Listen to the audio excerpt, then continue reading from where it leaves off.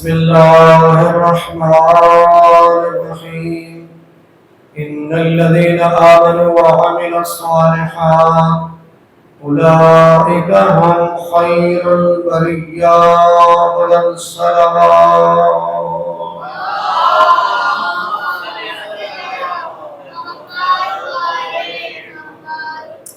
دعا ہے خداوند متعال باریان کی اس پر خلوص احترام کو قبول فرمائے، مالک کائنات ان کے توفیقات خیر میں اضافہ فرمائے. خداوند متعال اس ذکر کو ان کے مرحومین کے لیے ذریعہ نجات قرار دے، اور خدا اس ذکر کے صدقے میں ان کی تمام جائز دعاؤں کو قبول فرمائے. آپ جتنے برادران و بزرگان تشریف لائے ہو، خدا آپ کی اس عظیم عبادت کو قبول فرمائے. مالک کائنات آپ کی تمام دعاؤں کو قبول فرمائے. بالخصوص ہم سب کو خدا کسی منافق کا محتاج نہ بنائے. خداوند متعال ہم سب کی پریشانیوں کو دور فرمائے، ہمارے مرحومین کے درجات بلند فرمائے. جو بے گھر ہیں مالک کائنات ان کو عالی شان گھر عطا فرمائے.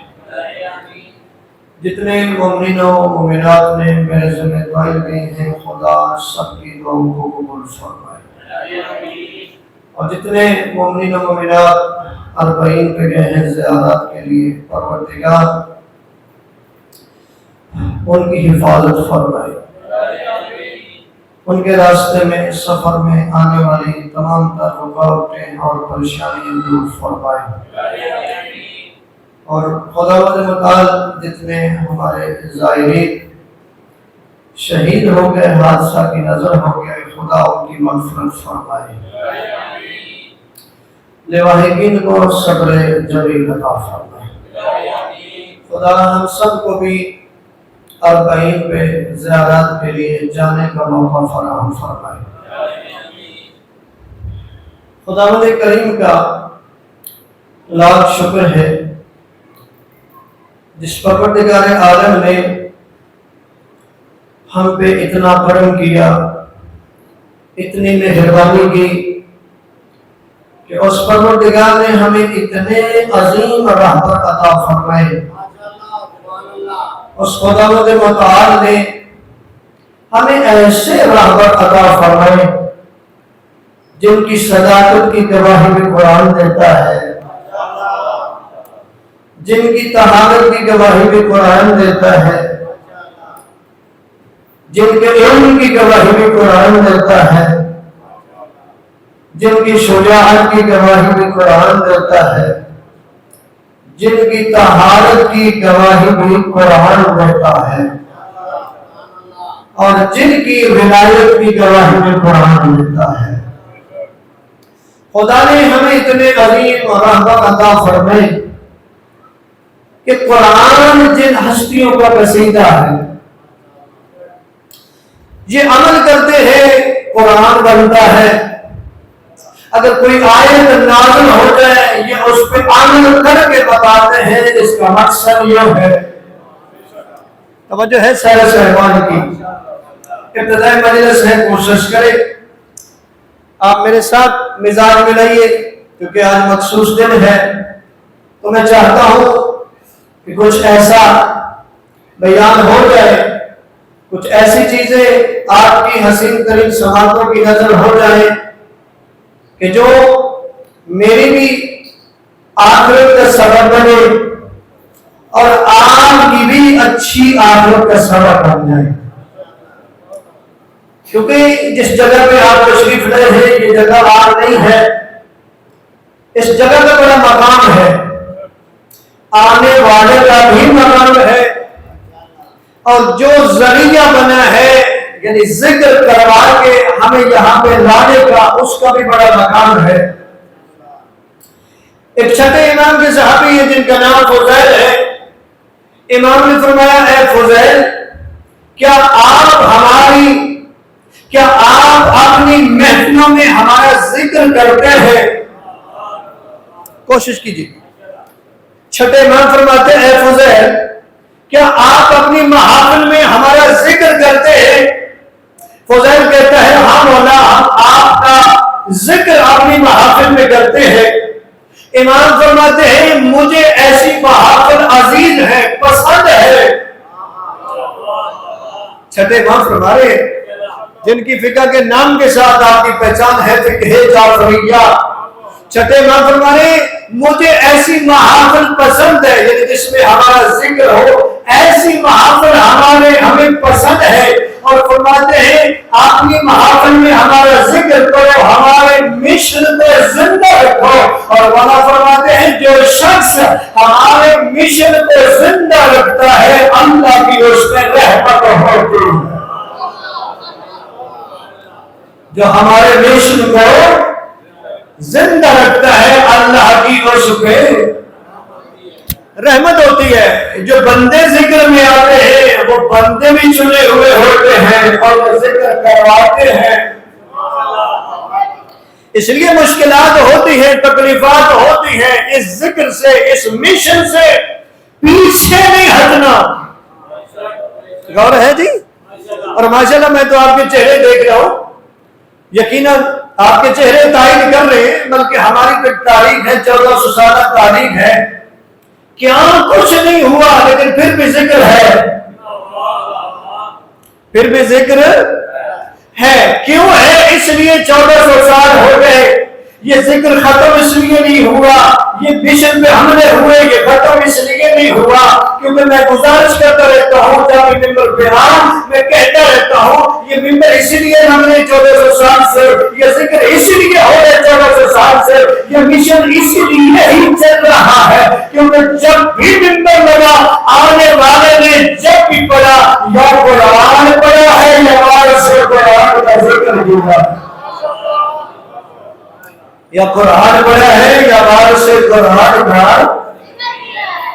ذکر کیا ہے. اور جہاں پہ قرآن پڑھا جاتا ہے، جہاں کو بادشاہ قرآن کا ذکر کیا جاتا ہے، اس پہ کوئی جتنا حملہ کرے فائدہ نہیں ہے. کیوں؟ اللہ نے فرمایا فَاذْكُرُونِي أَذْكُرْكُمْ، فرمایا تم میرا ذکر کرو میں تمہارا ذکر کروں گا. حاجی صاحب خدا کیا فرما رہے ہیں کہ تم میرا ذکر کرو میں تمہارا ذکر کروں گا. تم میرا ذکر کون کہہ رہے؟ اللہ. اللہ سے بڑا کوئی سچا ہے بولو. اب اللہ کہہ رہے ہیں کہ تم میرا ذکر کرو میں تمہارا. تو جب اللہ نے کہا ہے کہ میں ذکر کروں گا تم میرا ذکر کرو تو اللہ سے بڑا سچا کوئی نہیں ہے. تو پھر یہ کیسے ہو سکتا ہے کوئی اللہ کا ذکر کرے اور اللہ ذکر نہ کرے؟ بھائی یہی تو بات ہے. لوگوں نے بڑا حملہ کیا لیکن کائنات میں جیسا ذکر حسین نے کیا ہے، جیسے اللہ کا ذکر حسین نے کیا ہے، ایسا کسی نے بھی نہیں کیا. اب اللہ سب سے بڑا سچا ہے. اب اللہ نے جو وعدہ کیا ہے کہ تم میرا ذکر کرو میں تمہارا ذکر کروں گا، اس دنیا میں سب سے بڑا ذکر کیا حسین نے، تو بتانے کا میرا وعدہ ہے ذکر کرنا کا. اب ذکر کرنے والا کوئی بھی ہو انتظام میں کروں گا، ذکر حسین ہوتا رہے گا. ذکر حسین یعنی یہ اہتمام جس کا ہے خدا کا ہے. اور اس خدا سے بڑی کوئی پاور ہے بولو؟ نہیں ہے. تو اس ممبر سے جب بھی ادا ہوا یا قرآن پڑھا گیا یا پھر وارث قرآن کا تو سورہ بینہ کی ایک آیت تلاوت میں نے شرف حاصل کیا ہے. میں آپ کے چہرے پڑھ رہا ہوں کہ ماشاءاللہ آپ کا مزاج بن گیا. اور میں اکثر یہ گزارش بھی کرتا رہتا ہوں یہ ذکر بندوں کا محتاج نہیں، یہ ذکر بندوں کا محتاج نہیں، بندے ذکر کے محتاج ہیں. میں نے پچھلی مجلس میں بھی کہا تھا کہ یہ وہ ذکر ہے جس میں صرف آپ نہیں آتے، اللہ کے فرشتے آتے ہیں. اللہ کے فرشتے آتے ہیں اور جب واپس جاتے ہیں تو جو نہیں آئے ہوتے وہ پوچھتے ہیں بڑی عجیب آپ کے بدنوں سے خوشبو آ رہی ہے، آپ کہاں سے آ رہے ہیں؟ وہ کہتے ہیں کہ فرش پہ ذکر حسین ہو رہا تھا، ہم وہاں گئے تھے۔ وہ کہتے ہیں ہمیں بھی لے جاؤ۔ کہا اب تو مجلس ختم ہو گئی، آپ جا کے کیا کرنے؟ کہا مجلس ختم ہو گئی، وہ جگہ تو باقی ہے، وہ جگہ تو تیرے۔ آٹھویں امام جس کے نام کے ساتھ آج کی مجلس ہے، آٹھویں امام فرماتے ہیں کہ اگر کوئی جہاں ہمارا عمل زندہ کیا جا رہا ہو اس جگہ پہ بیٹھ جائے، توجہ ہے جی، آٹھویں امام کیا فرماتے ہیں؟ جس جگہ ہمارا عمل زندہ کیا جا رہا ہو، یعنی ہمارے فضائل ہوں، ہمارے مسائل ہوں، ہمارے فرامین ہوں، یہ بیان کیا جا رہا ہو، وہاں پہ اگر کوئی بندہ بیٹھ جائے تو اب دیکھیں اس کا مقام کیا ہے۔ آٹھویں امام فرماتے ہیں کہ اس دن جب بہت سارے دل مردہ ہو جائیں گے اس کا دل زندہ رہے گا۔ جب بہت سے دل مردہ ہو جائیں گے اس کا دل، ایک درود پڑھ لیجیے بلند آواز سے، اللہم صل علی۔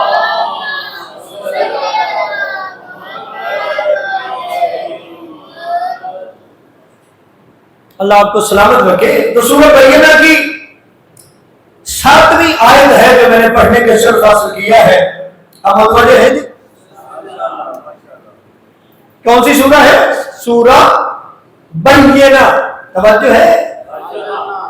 سورہ بینہ کی 7ویں آیت ہے جو میں نے تلاوت کرنے کا شرف حاصل کیا ہے، جس میں خدا نے متعارف فرمایا ہے کہ بسم اللہ الرحمن الرحیم ان الذین آمنوا وعملوا الصالحات اولئک هم خیر البریہ۔ متوجہ رہیے گا جی، اولئک هم خیر البریہ۔ پروردگار فرماتے ہیں بے شک جو لوگ ایمان لائے اور اچھے اچھے اعمال کیے، اولئک هم خیر البریہ، فرمایا مخلوقات میں یہی لوگ سب سے بہترین ہے۔ توجہ ہے جی؟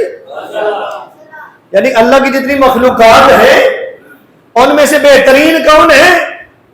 افضل کون ہے؟ مقام کس کا بلند ہے؟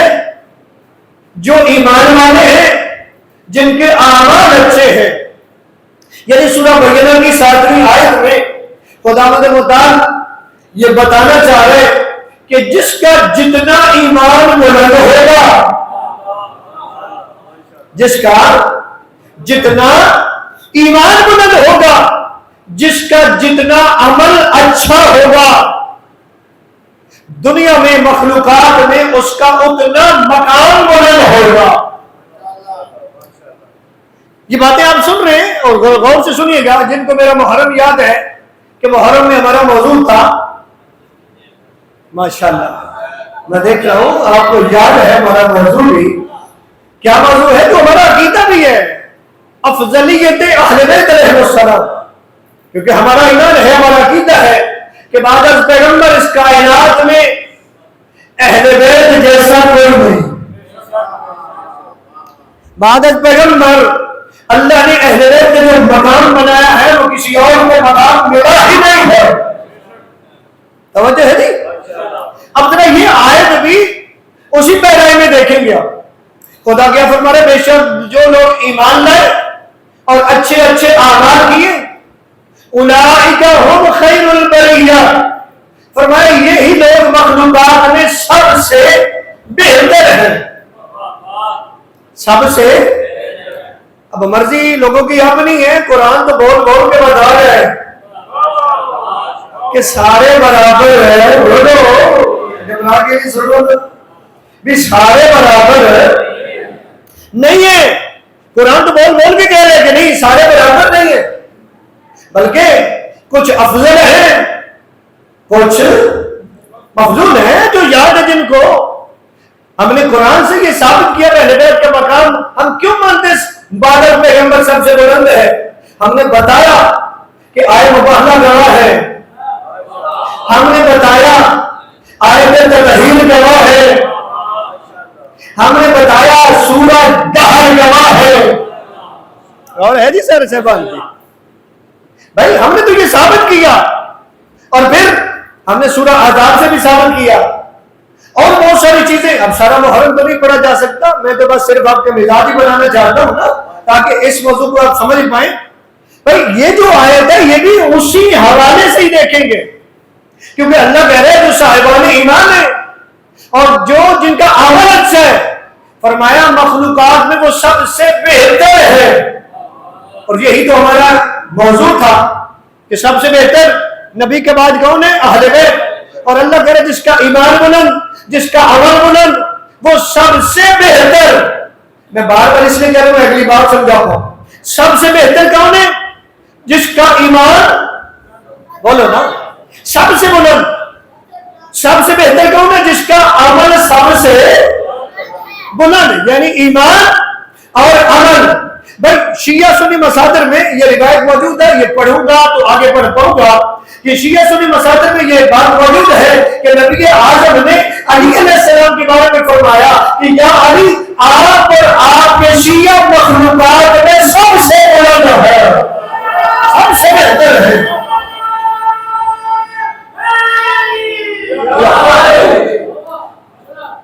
نبی اعظم کی حدیث ہے، نبی نے فرمایا یا علی، آپ اور آپ کے شیعہ مخلوقات میں سب سے بہتر ہے. بروز حشر آپ اور آپ کے شیعہ، آپ کے ماننے والے اللہ سے راضی ہوں گے اور اللہ آپ اور آپ کے شیعوں سے راضی ہوگا.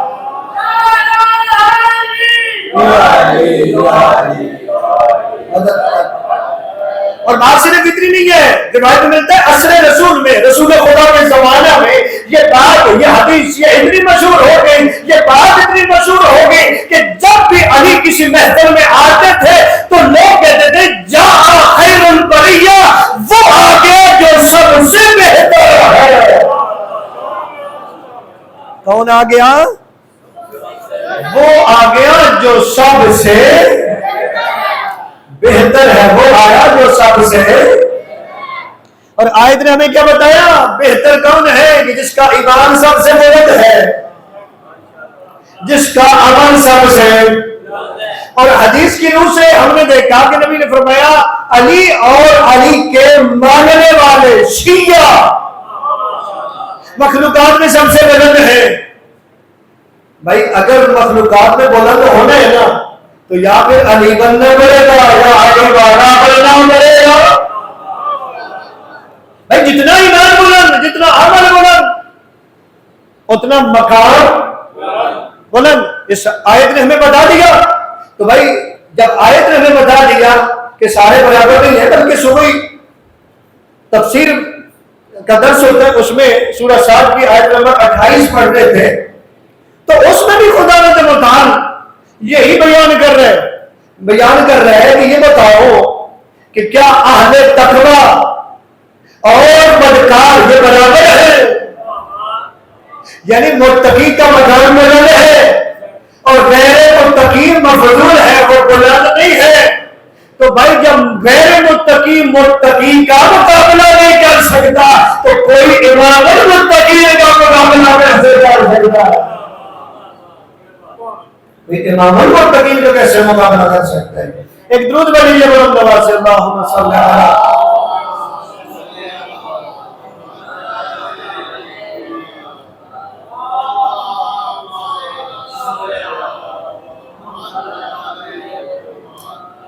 بھائی جس کا ایمان بلند، یہ جملہ بار بار آئے گا، تھکنا نہیں آپ نے. جس کا ایمان جتنا بلند اتنا مقام بلند، جس کا عمل جتنا بلند اتنا لوگوں میں اس کا مقام. یہ میں نے تو نہیں کہا، ہاں زبان تو میری استعمال ضرور ہوئی ہے لیکن کہا اللہ نے ہے. سورہ بینہ آیت نمبر 7 ہے کہ خدا فرما رہے ہیں ایمان والے اور جن کے عمل اچھے ہیں وہ مخلوقات میں سب سے بہتر ہے. توجہ ہے جی. اور نبی نے ہمیں بزبان نبی ہمیں پتا چلا علی والے اور علی مخلوقات میں سب سے بلند ہے. اب ذرا اس آیت کو سامنے رکھ کے علی اور علی والے کو دیکھتے ہیں. بھائی وہاں تو صرف ایمان کی بات ہو رہی ہے نا، علی کے ایمان کی تو کیا بات کرتا ہے؟ نبی نے تو ہمیں بتایا بھارت ایمان کل جب خندق میں یہ جو جانے والا ہے یہ کل کا کل ایمان جا رہا ہے۔ سارے والے یہ صرف ایمان کی بات نہیں ہو رہی، یہ جو جا رہا ہے یہ کل ایمان جا رہا ہے۔ علی جو ہے وہ کل ایمان ہے، امیر المومنین ہے، یہ صرف ایمان کی بات نہیں ہو رہی۔ ایمان اتنا بلند ہے کہ کل ایمان اتنا بلند ہے کہ امیر المومنین جو ایمان والے ہیں ان کا امیر ہے۔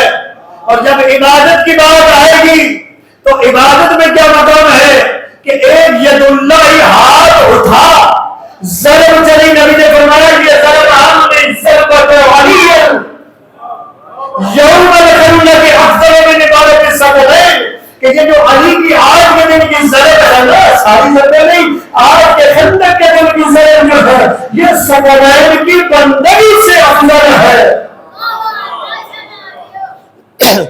اور علی کی عبادت چونکہ اعمال کو دیکھنا نا، علی صرف عابد نہیں ہے بلکہ علی خود عبادت ہے۔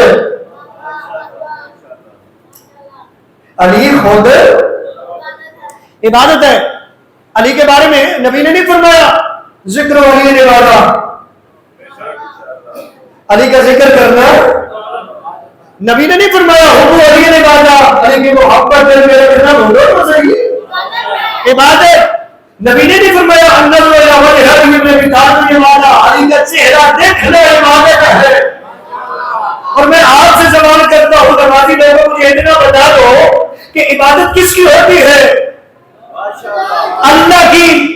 جب اللہ کی عبادت ہوتی ہے تو نبی کا یہ کہنا حب علی عبادت، ذکر علی عبادت، النظر الی وجه علی ابن ابی طالب عبادت، اس سے پتہ چلتا ہے کہ ذکر علی کا کرو عبادت اللہ کی، محبت علی سے کرو عبادت اللہ کی، چہرہ علی کا دیکھو عبادت اللہ کی۔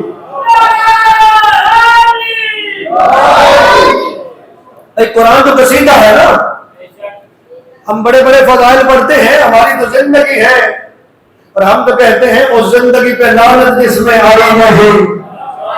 توجہ ہے نا، توجہ ہے سارے صاحبان کی کہ اس زندگی پہ لعنت جس میں ارے نہیں، ہم تو فضائل پڑھتے آئے ہیں، ہماری نسلیں پڑھتی رہیں گی، ہمارے آباء و اجداد پڑھتے رہے، سنتے رہے، بڑے فضائل ہیں نا۔ میں نے کسی مجلس میں یہ بیان کیا تھا کہ عبداللہ بن عباس کہتے ہیں 300 آیتیں ہیں علی کی شان میں۔ کس کی شان میں؟ 300 آیتیں اور 5000 حدیث ہے علی کی شان میں۔ لیکن اتنے فضائل میں مزہ تو تب ہے نا کہ جس کی شان ہے وہ بتائے کہ تجھے کون سی فضیلت پسند ہے، کیونکہ ہم تو علی والے ہیں، ہمارے تو ورد ہے علی علی کرنا۔ خود علی سے پوچھتے ہیں کہ مولا آپ تو بتائیں آپ تو کون سی فضیلت پسند ہے، سننا پسند فرمائیں گے؟ تو مولا علی علیہ السلام نے فرمایا کہ نبی اعظم نے مجھے 10 فضیلتیں ایسی دی ہیں۔ کتنی فضیلتیں؟ بولو نا، 10 فضیلتیں نبی اعظم نے مجھے ایسی دی ہیں کہ ان میں سے ایک فضیلت بھی مجھے روئے زمین سے زیادہ محبوب ہے۔ کیا جی؟ مولا متقیان فرما رہے ہیں نبی نے مجھے ایسی فضیلتیں 10 دی ہیں کہ اس پورے روئے زمین میں مجھے سب سے زیادہ ایک فضیلت محبوب ہے، یعنی وہ تو 10 ہے نا، ان میں ایک بھی ملتی تو مجھے تمام زمین سے محبوب تھی۔ مولا وہ کون سی فضیلتیں ہیں جو آپ کو اتنی پسند ہے اور محبوب ہے؟ تو مولا فرمائیں گے کہ نبی نے جو مجھے فضیلتیں دی ہیں جو مجھے اتنی پسند ہے، مولا فرماتے ہیں کہ نبی نے فرمایا کہ یا علی تو دنیا اور آخرت میں میرا بھائی ہے۔ اور تو کرے میں چند جملے کہہ دوں، یا علی تو دنیا اور آخرت میں میرا، میں نے کہہ دیا، آپ نے یہ جملہ سن لیا، توجہ ہے، میں نے کہہ دیا آپ نے یہ جملہ سن لیا، یہ چھوٹی بات نہیں ہے۔ اگر علی نے کہا کہ مجھے یہ روح زمین سے زیادہ پسند ہے تو اس جملے کے اندر کوئی بات ہے، بھائی اگر نبی نے کہا کہ تو دنیا اور آخرت میں میرا بھائی ہے تو یہ اتنی بڑی فضیلت ہے تو علی کہہ رہے ہیں نا. اور یہ سمجھنے کے لیے آپ کو ایک واقعہ دیکھنا پڑے گا کہ جب ایک آیت نازل ہوئی انما المؤمنون اخوۃ کہ تحقیق مومن ایک دوسرے کے بھائی بھائی ہے. جو یہ آیت نازل ہوئی اللہ کے نبی نے سبھی کو ایک دوسرے کا بھائی بنایا. بولو میرے ساتھ تھوڑا تھوڑا بولو. اللہ نے سبھی کو ایک دوسرے کا بھائی بنایا. جب سبھی کو بھائی بنا دیا جو صحابیہ ہوتا تھی ان کو ایک دوسرے کی بہنیں بنایا. علی دیکھ رہے ہیں روایت کہتی ہے علی نے فرمایا اللہ کے رسول سبھی کو ایک دوسرے کا بھائی بنا دیا. اب علی جانتے ہیں ہم تک بات پہنچانے کے لیے سبھی کو ایک دوسرے کا بھائی بنا دیا. مجھے کسی کا بھائی نہیں بنایا.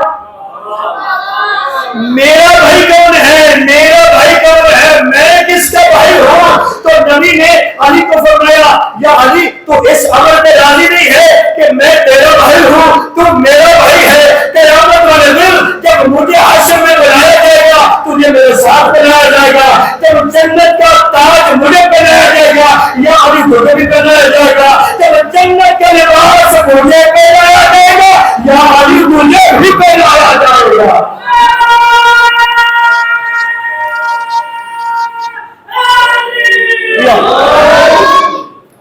فرمایا یا علی انت اخی و انا اخوک فی الدنیا والآخرہ. اے علی تو میرا بھائی ہے میں تیرا بھائی ہوں لیکن یہ رشتہ کب تک ہے؟ دنیا اور آخرت کا. یہ رشتہ کہاں تک ہے؟ یہ تو دنیا اور آخرت میں میرا بھائی ہے. اور علی اس پہ ناز کر رہے ہیں. اچھا میں آپ سے سوال کرتا ہوں یہ جب بھائی بیچارہ قائم کر رہے تھے لوگوں کی خواہش ہوگی نا کہ کاش نبی مجھے اپنا بھائی بنا لے. ہوگی نا خواہش. لیکن یہ فضیلت کسے ملی؟ مولا متقیان کو یہ فضیلت ملی. اور مولا فرماتے ہیں دوسری فضیلت اب ہر ایک کی میں تشریح نہیں کر پاؤں گا ٹائم کو دیکھنا ہے. دوسری بات مولا نے فرمایا کہ مقام موقف پہ نبی نے فرمایا میرے بارے میں مقام موقف پہ تمام مخلوقات کی بنسبت تو میرے سب سے زیادہ قریب ہوگا. تیسری فضیلت فرمایا نبی اعظم نے یا علی تو میرا وزیر ہے. چوتھی فضیلت یا علی نبی نے فرمایا یا علی تو میرا وزیر ہے. میں بتا چکا ہوں کہ دعوت ذوالعشیرہ میں فرمایا مشن رسالت میں کون میرا ساتھ دے گا. علی اٹھے گلے لگایا فرمایا یا علی تو دنیا اور آخرت میں میرا بھائی بھی ہے میرا خلیفہ بھی ہے میرا جانشین بھی ہے میرا وزیر بھی ہے. علی ناز کر رہے. علی کیا کر رہے؟ ناز کر رہے. فرمایا نبی نے فرمایا تو میرا وزیر ہے. نبی نے فرمایا تو میرا وزیر ہے. نبی نے فرمایا تو ہی میرے اہلوار میں میرا جانشین ہے. نبی نے فرمایا دنیا اور آخرت میں تو میرا علم اٹھانے والا ہے. آج لوگوں کو علم سے چڑ ہے. توجہ ہے جی. آج لوگوں کو علم سے چڑ ہے. نبی فرما رہے ہیں یا علی تو دنیا اور آخرت میں میرا علم اٹھانے والا ہے. کوئی علم ہے تو علی اٹھانے والا ہے. بھائی ابھی سے اس علم سے محبت کر لے کیونکہ قیامت والے دن ایک علم ہوگا جس کے بارے میں نبی فرماتے ہیں کیونکہ نبی نے فرمایا کہ 3 فضیلتیں ایسی ہیں کہ جن میں علی میرے ساتھ شریک ہے. وہ فضیلتیں کون سی ہے؟ کہا خدا متعال نے مجھے کوثر کا مالک بنایا لیکن علی کو ساقی کوثر بنایا. فرمایا اللہ نے نگاہ الحمد کا مالک مجھے بنایا لیکن نگاہ الحمد کو اٹھانے والا علی ہے. اللہ نے مجھے جنت اور جہنم کا مالک بنایا اور علی ہے جو جنت اور جہنم کا تقسیم کرنے والا ہے.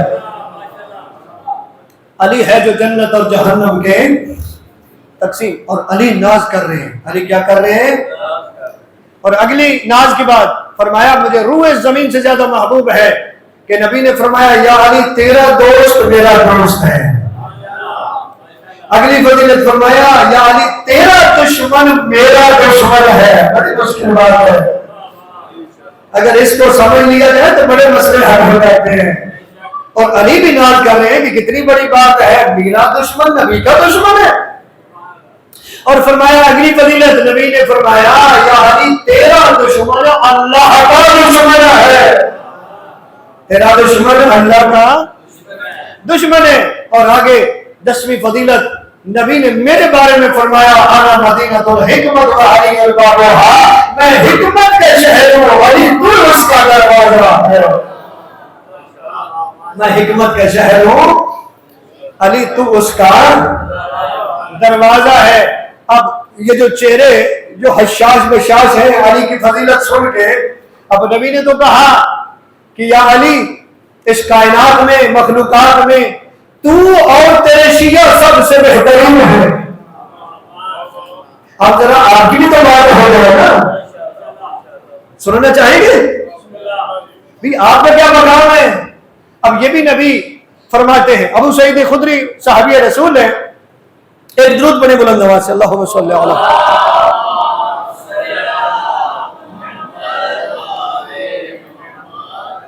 ابو سعید خدری صحابی رسول ہے. وہ فرماتے ہیں کہ نبی عالم نے فرمایا جس شخص کو اہل بیت کی محبت نصیب ہوئی اسے دنیا اور آخرت کی بھلائی مل گئی. اسے کیا ملا جی؟ دنیا اور آخرت کی بھلائی ملی. اور آگے نبی کی حدیث چل رہی ہے. نبی اعظم نے فرمایا کہ جو اہل بیت سے محبت کرتا ہے اس کے جنت کے بارے میں شک بھی نہ کرنا. اس کے جنت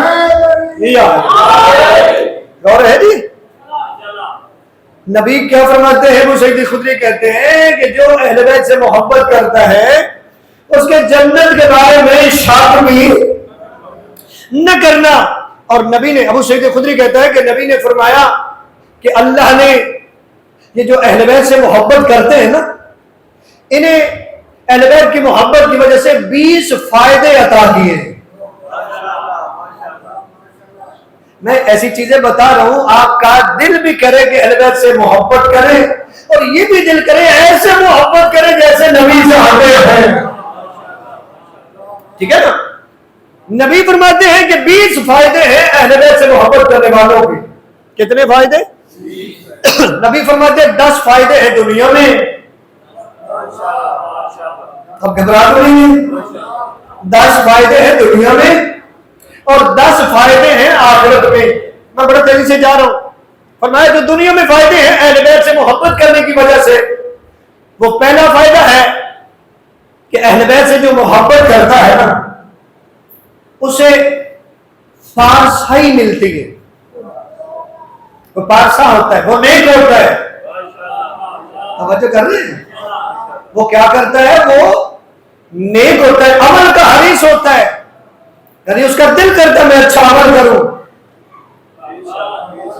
دوسری فضیلت جو دنیا میں فائدہ اہل بیت سے محبت کرنے کی وجہ سے ملتا ہے، دوسرا فائدہ یہ ہے کہ وہ دین کے لیے گناہوں سے بچتا ہے.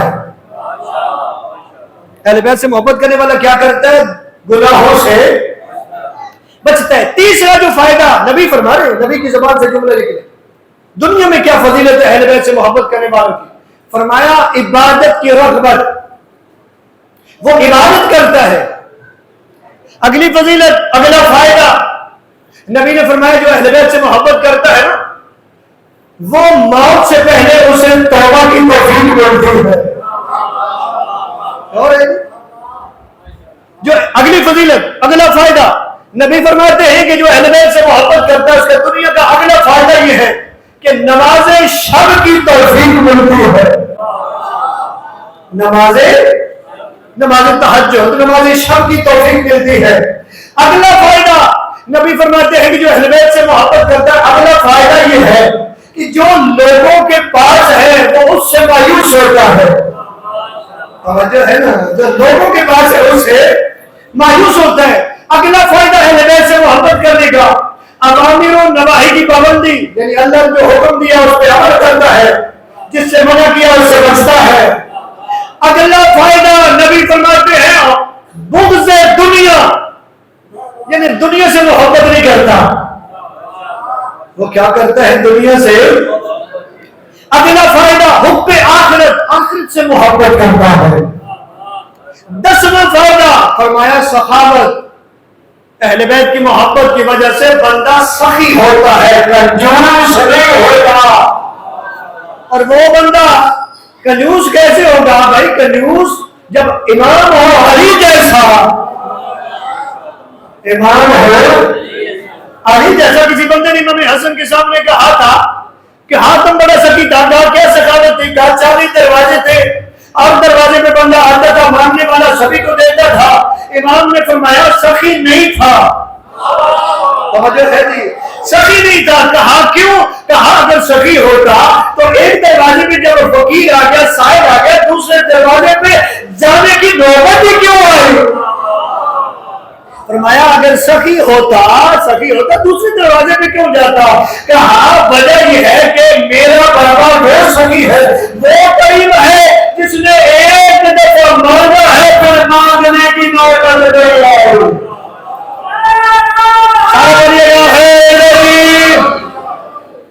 بابا سے بلند صلوات پڑھیے گا، اللہم صلی اللہ علیہ.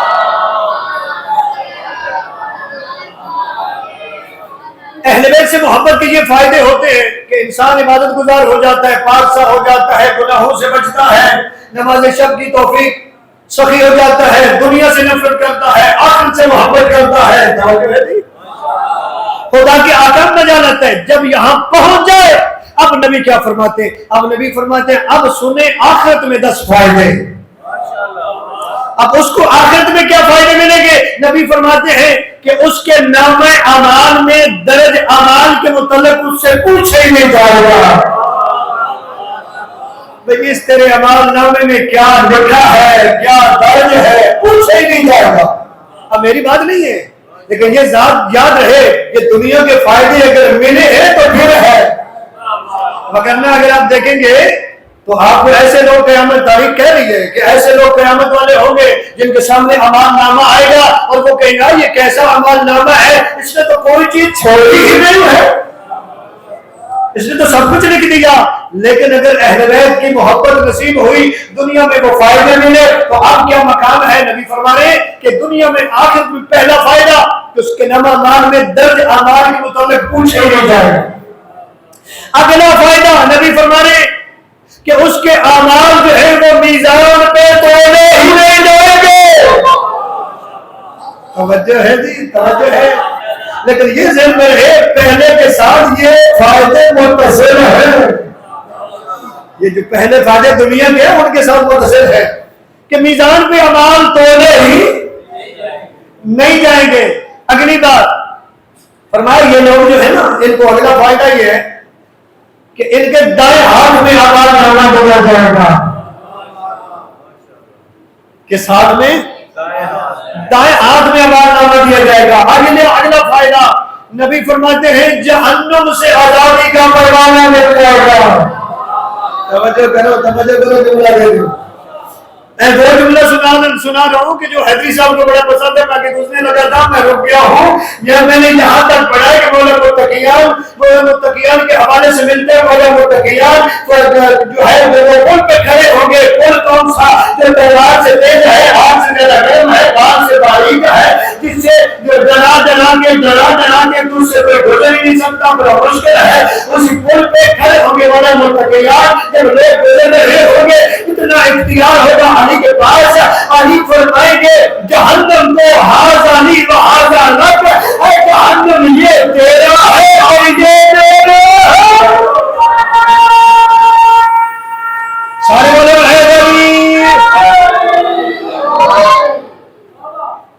اے جہنم یہ تیرا ہے اور یہ میرے ہے. فرمایا اگلا فائدہ یہ ہے کہ جہنم سے آزادی کا پروانہ. بھائی پہلے اگر فائدے دنیا میں حاصل کیے ہیں تو یہاں کیوں نہ ملے؟ برادران کے پہلے خلیفہ کہہ رہے ہیں، وہ خود کہتے ہیں نبی اعظم کی زبان سے میں نے سنا، ان کانوں سے سنا کہ نبی نے فرمایا لا یجوز احد الصلاۃ الا من كتب علی الجواز، کہ نبی اعظم نے فرمایا کہ پورے صراط سے کوئی بندہ پار جا ہی نہیں سکتا اس وقت تک جب تک علی کے ہاتھ کا لکھا ہوا پروانہ اس کے دائیں ہاتھ میں نہیں ہوگا. پروانہ دائیں ہاتھ میں ہونا چاہیے.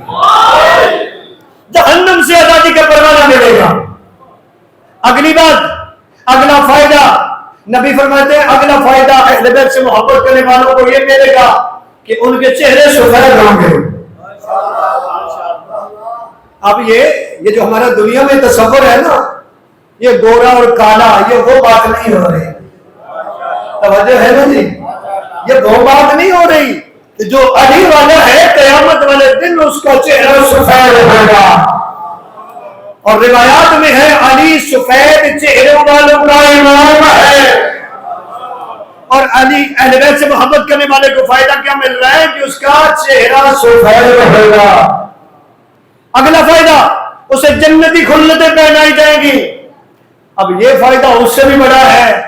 لوگ تو کہتے ہیں نبی شفاعت نہیں کر سکیں گے، لوگ تو کہتے ہیں اہل بیت شفاعت نہیں کر سکیں گے.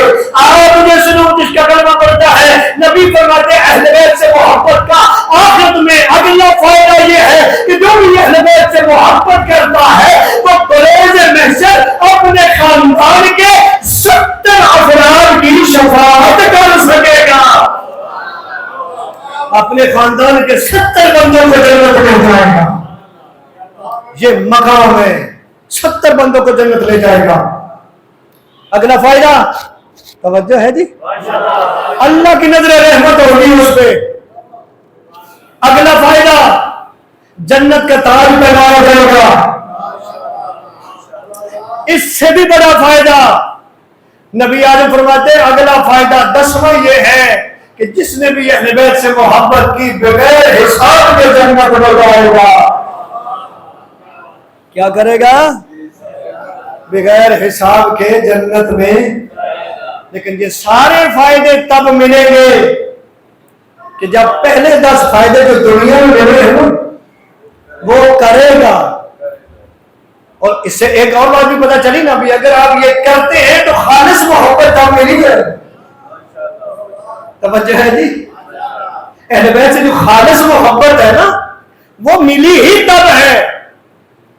توجہ ہے جی، وہ ملی ہی تب ہے کہ جب آپ کو پارسل ملی، آپ نیک ہو گئے، آپ گناہوں سے بچتے ہیں، آپ خدا نے جو حکم دیا اس پہ عمل کرتے ہیں، جس کو حرام کرا دیا اس سے بچتے ہیں، عبادت کا آپ کا دل کرتا ہے، نماز شب کی توفیق ہوتی ہے. اب دنیا کے ہو کے نہیں رہ گئے. روایات ہے نا کہ دنیا کے بارے میں اتنا سوچو، دنیا کے بارے میں محنت اتنی کرو جتنا دنیا میں رہنا ہے، اور آخرت کی کوشش اتنی کرو جتنا آخرت میں. یہ ہے مقام. اس لیے تو نبی نے فرمایا یا علی، آپ اور آپ کے شیعہ بہترین مخلوق ہے. آپ اور آپ کے شیعہ بولو بہترین مخلوق ہے. اور یہ تو وہ ہستی ہے کہ جنہوں نے یہ سارے اعمال کر کے دکھائے، اپنے ایمان کے ذریعے بھی دنیا کو بتایا کہ ہم کائنات میں افضل ہیں، اپنے عمل کے ذریعے بھی بتایا کہ ہم کائنات سے بولو افضل ہیں. جس امام کی آج دن منا رہے، کسی بندے نے امام کو کہا کہ مولا آپ کے آباء و اجداد فضیلت میں سب سے بہتر، متوجہ ہے مولا رضا کی بات کر. کسی نے کہا آج نے امام پہ شاہ خراسان پہ کہا کہ آپ کے آباء و اجداد مخلوق میں سب سے بہتر ہے. اب روایت ایسے ہی ہے، امام کے چہرے پہ تیوری جیسے نہیں کہتے، تیوری ہے، بن لائے. امام نے اس بندے کی طرف دیکھا، امام نے فرمایا اس میں کوئی شک نہیں، ہمارے آباء و اجداد مخلوقات میں سب سے بہتر ہے، لیکن یاد رکھنا ہمارے آباء و اجداد اپنے آباء و اجداد کی وجہ سے بہتر نہیں ہے، بلکہ ہمارے آباء و اجداد اس لیے بہتر ہے کہ وہ متقی سب سے زیادہ ہے، ان کا عمل سب سے بہتر ہے. کیا ہے ان کا عمل سب سے بہتر ہے. مولانا رضا غلاموں کے ساتھ کھانا کھا رہے تھے. کیا کر رہے تھے جی؟ بولو. غلاموں کے ساتھ کھانا کھا رہے تھے. ایک مرد بلخی تھا، وہ سوچ رہے کہ یہ امامت کیسے چلے گی، یہ بھی کوئی طریقہ ہے غلاموں کے ساتھ کھانا. توجہ تو کرو، جملہ دے دوں. غلاموں کے ساتھ کھانا کہتا مولا کتنا بہتر ہو کہ ان کے لیے علیحدہ دسترخوان لگ جائے، آپ علیحدہ کھانا کھا لیا کریں۔ امام فرماتے ہیں کیوں؟ کہا وہ غلام ہے، آپ آقا ہے۔ امام نے فرمایا تو نے سوچ بھی کیسا لیا، ان کا بھی وہی خدا ہے، میرا بھی وہی خدا ہے۔ توجہ کیجئے، توجہ کیجئے، ان کا بھی وہی خدا ہے، میرا بھی بولو وہی خدا ہے۔ ان کا بھی باپ آدم، ہمارا بھی باپ آدم، ان کی بھی ماں حوا، بولو تو صحیح، ہماری بھی ماں حوا۔ فرماتے ہیں یہ غلامی یا آزادی فضیلت کا معیار نہیں ہے، بلکہ فضیلت کا معیار تقویٰ ہے۔ کیا ہے؟ اب یہ دیکھیں کہ جب غلاموں کے ساتھ ایسا سلوک ہوگا تو پھر یہ جو غلاموں کی داستانیں سنتے ہیں کہ غلام جو ہے وہ کوشش کرتے تھے کہ ہمیں یہ آزاد ہی نہ کریں، غلامی میں ہی رہنا پسند کرتے تھے، مجھے یہ بتائیں یہ فضیلت، یہ مقام کسی آزاد کو بھی ملا ہے؟ وہ غلام کیسے کہے گا کہ میں مجھے آزاد کر دیں؟ وہ غلام کیسے کہے گا؟ ان ہستیوں نے دنیا کو بتایا کہ دنیا میں رہنا کیسے ہے، دنیا میں لوگوں کے ساتھ سلوک کیسے کرنا ہے، دنیا کو بتایا۔ محاضرات میں امام راغب نے اس کو اعتراف کر لیا، اور اعتراف کیا تھا؟ بس آخری یہ روایت اور آپ کی جانتے تمام مسائل۔ اعتراف کیا کیا؟ کہا کہ یہ ایک خاندان دیکھا ہے، وگرنہ کسی خاندان کی پشت میں، 7 پشتوں میں فضیلت نہیں دیکھی۔ متوجہ رہیے، یعنی اگر کوئی فضائل و کمالات ہیں نا تو وہ ایک پشت میں ہوں گے، دوسری میں ہوں گے، تیسری میں ہوں گے۔ ایسا نہیں ہوا کہ 7 پشتوں میں فضائل و کمالات ہوں۔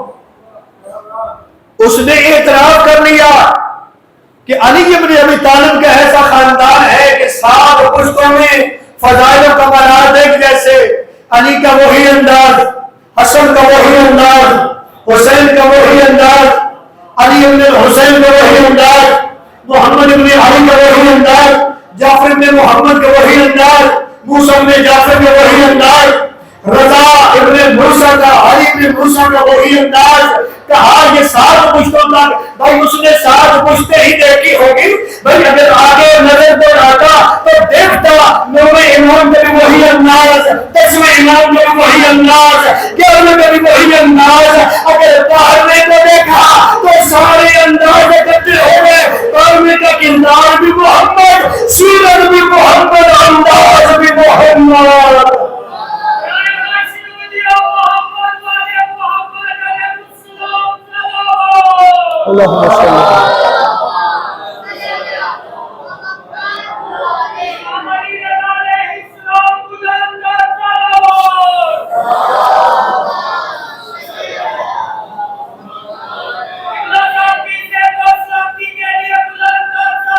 اللہم صلی اللہ علیہ وسلم۔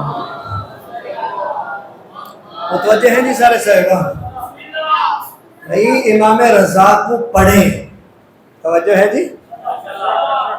امام جو ولی عہد بنے تھے نا مامون کے، اس کی بھی ایک وجہ تھی۔ جب آپ تاریخ پڑھتے ہیں محمد عیسیٰ یقطینی کہتا ہے کہ امام نے جو سوالوں کے جوابات دیے ہیں نا ان کو جب اکٹھا کیا گیا تو وہ 18,000 سوال تھے۔ امام نے جو سوالوں کے جواب دیے نا وہ کتنے سوالات تھے؟ 18,000 سوالات تھے جن کے امام نے جواب دیے۔ امام سے مناظرے ہوتے رہے دربار میں، کبھی کوئی دہریہ آتا ہے، کبھی کوئی عیسائی آتا ہے، توجہ ہے سارے۔ یہ مناظرے لازمی پڑھے، کتابیں چھپ گئی ہیں، علماء کی مہربانی ہے کہ جنہوں نے ترجمہ کیا عربی کتابوں کا، اردو بازار میں جائیں آپ کو PDF میں بلکہ مل جائیں گے۔ امام رضا کو پڑھے، مناظرے پڑھے۔ آج کے سوشل میڈیا پہ بھی مناظرے آپ دیکھتے ہیں نا، بڑا پیارا انداز ہے، ایسے ہی ہے جی؟ وہ بھی انداز دیکھیں، امام رضا کا انداز بھی دیکھیں۔ امام دہریے سے مناظرہ کر رہے ہیں لیکن ہنستے ہوئے کر رہے ہیں. سوشل میڈیا پہ مناظرہ ہو رہا ہے, چھوٹی سی بات ہے, اس کی ماں بہن ایک کر دیتے, اسے یہ مناظرہ ہے. اللہ قرآن میں کہہ رہے سورہ النحل میں وجادلہم باللتی ہی احسن, فرمایا مجادلہ کرو لیکن احسن طریقے سے.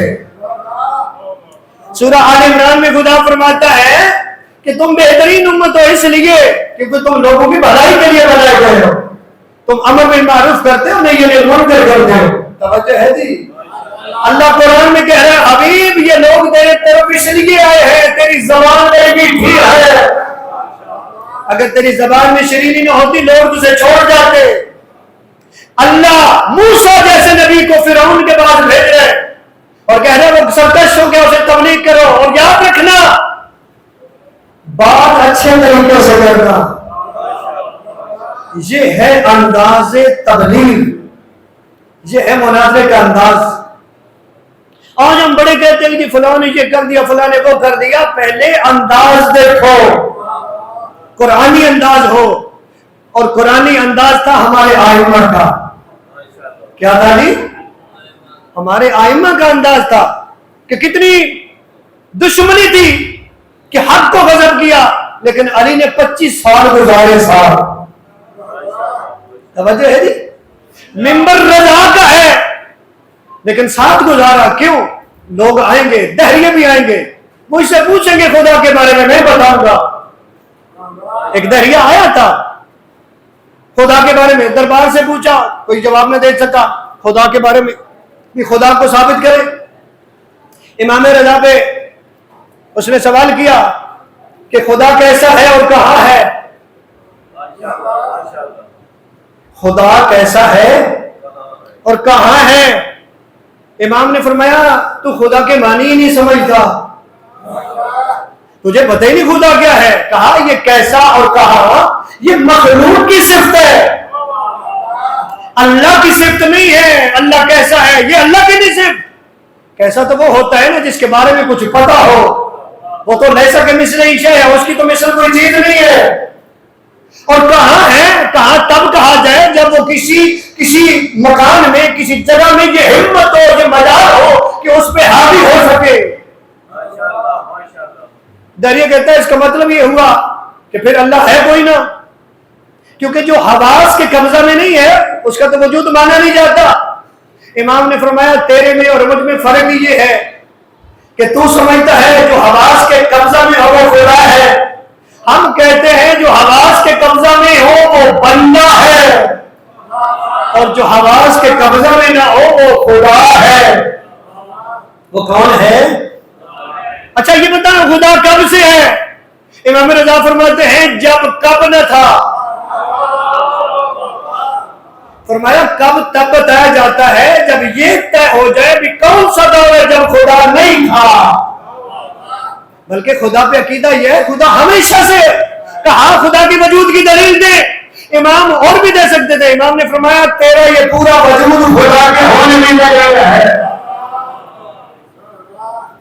فرمایا اپنے طول و عرض پہ تیرا کنٹرول ہے, تو 5 فٹ کا ہے, تو چاہتا ہے 7 فٹ میرا قد ہو, بنا سکتے.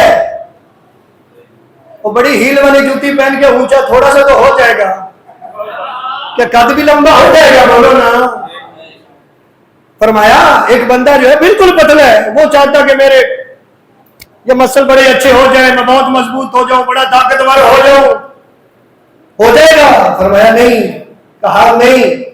فرمایا کہ تجھے سمجھ نہیں ہے تیرا تو وجود اللہ کے ہونے کی دلیل ہے. وہ جتنا چاہتا ہے اتنا تجھے بنایا ہے, نہ تو اسے گھٹا سکتا ہے نہ بڑھا سکتا ہے. فرمایا صرف تو ہی نہیں, یہ چاند, یہ ستارے, یہ زمین, یہ آسمان, یہ سورج, یہ سب کچھ اللہ کے ہونے کی دلیل ہے. انصاف پسند تھا, بڑے سوالات کیے, آخر میں امام کے ہاتھ پہ کلمہ پڑھ کے مسلمان ہو گیا. میرے شیعہ سنی برادران, ہمارے امام وہ ہیں جنہوں نے توحید منوائی ہے, جنہوں نے بتایا ہے اللہ وہ ہے جو نظر نہیں آتا, جنہوں نے بتایا اللہ وہ ہے جس کے بارے میں یہ نہیں کہا جا سکتا کہ فلاں اللہ جیسا ہے.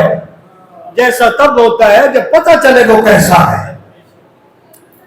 तो इमाम रजा को लाजमी पढ़े। बस आज आएगा इमाम का ताबूत।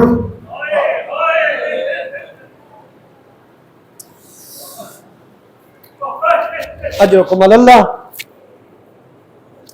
आज किसका ताबूत आएगा? इमाम का ताबूत आएगा।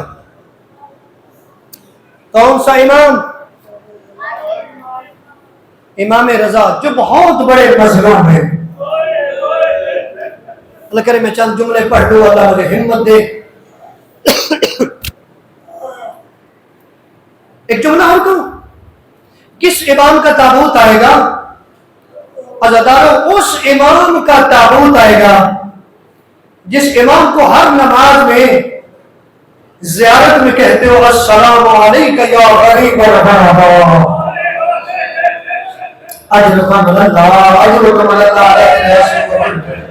करे मैं चंद जुमले पढ़ लूं, अल्लाह मुझे हिम्मत दे। अस्सलामु अलैका या गरीब अल्लाह। उधर से सुनते हो ना कि इमाम इतना नवाब है, ईरान में ढोल है, तो फिर ये जो ज़ियारत में पढ़ते हो अस्सलामु अलैका या गरीब अल्लाह, कभी सोचो तो कर, ये जो मैं कहता हूँ है गरीब अल्लाह मेरा सलाम हो, ये इमाम इतना जो नवाब है, ये गरीब अल्लाह क्या है? अजरकुम अल्लाह, अजरकुम अल्लाह। ये दुआएं अपनी सामने रख बैठना, मौला रजा तेरी दुआ को कबूल फरमाएगा। आज भी जिंदा मौजूद है ना इमाम। कितने ही ऐसे लोग हैं जिनकी दुआएं कबूल फरमाते हैं, कितने ही अपाहिज ऐसे हैं कि जिनको माजूरी से निजात मिलती है।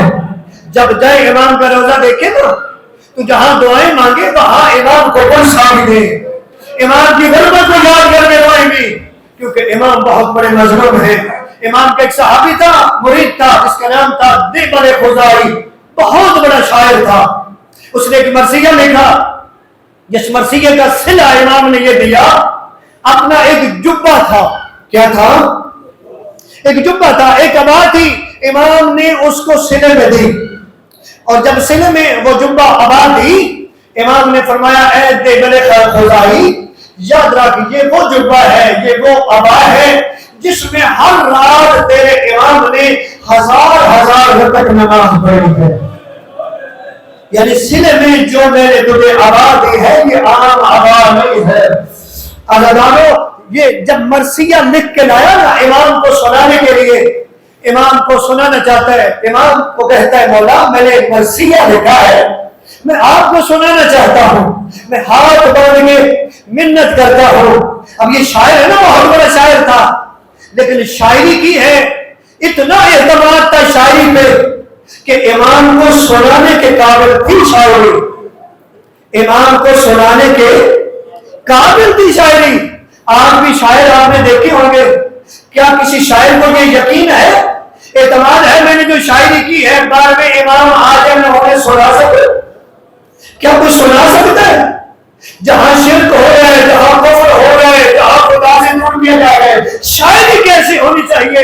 दिबल खुजाई जैसी। कहता है मौला मैंने मर्सी का लेकर मैं आपको सुनाना चाहता हूँ। इमाम ने जब ये सुना, इमाम ने फरमाया अभी ठहर जा। वो ठहर गया। इमाम ने क्या किया? इमाम ने क्या किया? इमाम ने कराटे लगाए। अल्लाह पढ़ लो, ये जिस जगह पे आप बैठे हैं, जो इबादत कर रहे हैं, ये आम इबादत नहीं है, ये तेरे इमामों की हसरत है इबादत। इमाम फरमाते हैं दिबल खुजाई अभी रुक जा। जब रुक गए, इमाम ने फरमाया मुझे एहतमाम करने दे। कैसा एहतमाम था? इमाम ने घर में एक कनार लगाई, एक पर्दा लगाया, पर्दे के अंदर हरम इमाम रजा आ गई। औरतें आई है खानदान तदहीर की। जब औरतें आगे सामने मर्द बैठे हैं, इमाम रजा बैठे, इमाम फरमाते दिबल खुजाई मरसिया सुना। और आने वालों दिबल खुजाई ने कितना दर्दनाक वो मरसिया सुनाया। इमाम ने तो इमाम के सामने दिबल खुजाई कहता है अरे वो घराने जहाँ आयात वही जाती थी, अरे वो घराने जहाँ पे वही उतरती थी, वो उजड़ गए। अजरकुम अल्लाह, अजरकुम अल्लाह, तेरा शुक्र। अब देखिए ना कैसा माहौल होगा। کتنا غصہ ہوگا. آپ بھی میں دیکھ رہا ہوں غصہ دے رہے ہیں. ذرا ایک منٹ کے لیے اپنا ذہن لے جاؤ وہاں پہ. امام رضا کتنا روئے ہوں گے, پردے کے اندر بیویاں کتنا روئے ہوں گے جب کہا ہوگا وہ گھرانے جہاں آیات اترتی تھی, جہاں پہ وحی اترتی تھی, وہ گھرانے سارے اجڑ گئے. عزاداروں, یہ جو وحی اترتی تھی وہ گھرانے اجڑ گئے. کسی بندے نے سوال کیا تھا نا شام کے بازار میں, سید سجاد پہ مولا اپنے تعارف کروائے, آپ کون ہیں؟ تو امام نے روتی آنکھوں سے کہا کاش تو آج میرے ساتھ مدینے ہوتا. جملہ سن لے تو روئے گا, یقیناً روئے گا. اور انہوں نے کہا میرے امام فرماتے ہیں کاش تو میرے ساتھ مدینے ہوتا, میں تجھے اپنے گھر کی دیواریں دکھاتا. ہمارے گھر کی دیواروں پہ آج بھی جبریل کے پروں کے نشان. ارے بتانا چاہتے تھے وہ گھر اجڑ گیا, ارے وہ گھر اجڑ گیا جس گھر پہ وحی اترنے, جس گھر میں جبریل آتا تھا. دیکھا خدائی کہتا ہے وہ گھرانے جہاں آیات اترتی تھی, جہاں پہ جبریل آتا تھا وہ گھرانے اجڑ گئے, وہ گھر اجڑ گئے. وہ مولا علی کا گھر, وہ مولا حسین کا گھر, وہ جعفر صادق کا گھر, وہ سید سجاد کا گھر. اور انہیں بولے جملے تو اور بہت سے تھے. یہ عربی میں مرثیہ ہے, پڑھا جا سکتا ہے, آپ نیٹ سے بھی نکال سکتے ہیں, میں صرف ترجمہ کر رہا ہوں. اور انہوں نے کہا عزاداروں جناب سیدہ کو غصہ دینے والوں, پھر دے بلے خزائی نے جو شعر پڑھا نا اس کا ترجمہ کر رہا ہوں. دے بلے خزائی مخاطب ہوا اس بی بی کو جس بی بی کی آواز قبر بھی مظلوم ہو. میں نے جملہ پڑھ لیا, آپ نے سن لیا. ارے اس بی بی کو مخاطب ہوا جس بی بی کی قبر میں کوئی جانے نہیں. ایک جملہ اور کہہ دوں, اور انہوں نے کہا اس بی بی کو مخاطب ہوا جو بی بی کہتی تھی بابا تیرے جانے کے بعد مجھ کو روزہ نہ بھولے, اگر دنوں میں ہوتے راتوں میں بس ایک دو جملے عبادت تو ہوگی. عزاداروں دیبل مخاطب ہوا سیدہ کو, 5 منٹ کے بعد دیبل مخاطب ہوا جناب سیدہ کو, اے بنت پیغمبر, اے زہرا, کاش آپ دیکھتی ارے آپ کا بیٹا حسین ارے فلاد کے کنارے پیاسا مارا گیا. ارے بنت پیغمبر اٹھ گئے تو ہٹ رہیے, ارے آپ کے گھر کے ستارے زمین میں بکھر گئے. ارے کچھ کی کمرے مدینے میں, ارے کچھ کی کمرے مکے میں, ارے کچھ کی کمرے فرات کے کنارے پہ. عزاداروں پھر بیان کرتے کرتے دیوبند خدائی کہتا ہے ایک کمر بغداد میں بھی ہے. بس انتظار کرتا ہوں. اور ہونے والے پھر دیوبند خدائی کہتا ہے شہر میں مرثیے میں کہ ایک کمر بغداد میں بھی ہے. ایک نفس زکیہ میرے ساتھ میں ایمان جن کی قبر بھی اللہ کی رحمت برستی ہے. عزاداروں یہ جملے پڑھنا تھا. اب میں نے کیوں کہا مولا رضا کی مصیبت بڑی مصیبت ہے. دیوبند خدائی امام کو یہ مرثیہ سنا رہے, جو ہی مرثیہ ختم ہوا میرے مولا رضا کہتے ہیں دیوبند خدائی اب اس مرثیے میں کچھ اضافہ کر. مولا کیسے؟ امام فرماتے ہیں میرے شعر لکھ دو. اور مولا جملہ سن لیجیے گا, مولا رضا فرماتے ہیں میرے شعر لکھیے. کچھ مرثیے کے الفاظ چند شعر لکھے, ان میں ایک شعر یہ تھا, امام فرماتے ہیں اس میں اضافہ کر تو قبر بے دوسل یا لہا من مصیبہ. فرمایا لکھ دے ایک قبر دوس میں ہے اور جس کی مصیبت بڑی ہے. اب کیسے سنو گے؟ دیور کہتے ہیں مولا ارے مولا دوس میں کس کی قبر ہے؟ میرے ماں فرماتے ہیں میں رضا کی قبر. اجرکم اللہ اللہ تیرے عاشق قبول کرے. فرمایا مجھ رضا کی قبر دوس میں ہوگی. یہ جو آج مشہد ہے نا یہ پہلے دوس مشہور تھا.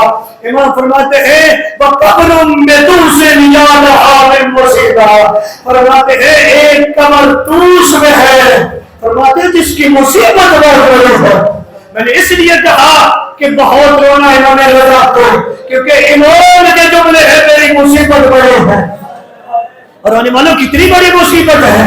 امام کے داد سنے نا, یہ امام ابن امامت سے دیکھ رہے ہیں کہ بابا ہے مشکل ترین کے خانے میں کیا ہوگا. یہ امام دیکھ رہے ہیں کہ جب بھی جاتی ہے بہنیں بازو بڑھا کے کہتی ہے رضا ہمارا بابا کام آئے گا. اجر کو من اللہ اللہ کرے آنسو قبول کرے. اور آنے والوں یہ امام رضا کی مصیبت ہے کہ ایک مصیبت یہ ہے کہ سید سجاد کی سنت ادا کر دی. جیسے سید سجاد کی امامت کا دور آیا تو خیموں کو آگ لگی. تیرے مولا رضا کی امامت کے دور آیا خیموں کو آگ لگی. اور ہونے والے بس ایک جملہ کہنے کی اجازت دے دیں. میرے امام کی مصیبتوں میں سے ایک مصیبت یہ ہے کہ میرے امام کی ایک بہن ہے جس کا نام فاطمہ ہے. معصومہ ہے جب جاؤ تو کن سے دے جا. یہ بے بھائی کی محبت کے لیے دلی ہے اکیلی بھی چلی بھی اور قافلہ چلا جا کی منزل پہ آ کے لوگوں نے حملہ کیا. کچھ لوگ جو تھے وہ شہید ہو گئے لیکن جب آئی ہے نا ان میں تو ان کے لوگوں نے بڑا استقبال کیا. اور انہوں نے کم لباس کالا تھا اور ہاتھوں میں سیاہ علم تھے. اور رونے والوں رو کے کہتی ہے کہ کیسا استقبال ہے. اور رو کے کہتے ہیں تیرے بھائی کا پرسہ دے دے اور تیرا بھائی رضا مارا گیا. اور تیرے رضا حضرت عمر اللہ اور پرسہ دے مولا رضا کا. مولا رضا کا تابوت آ گیا. ارے جس کی بہنیں بیان نہ کر سکی. ارے جس مولا رضا کو زہر میں ماتم حسین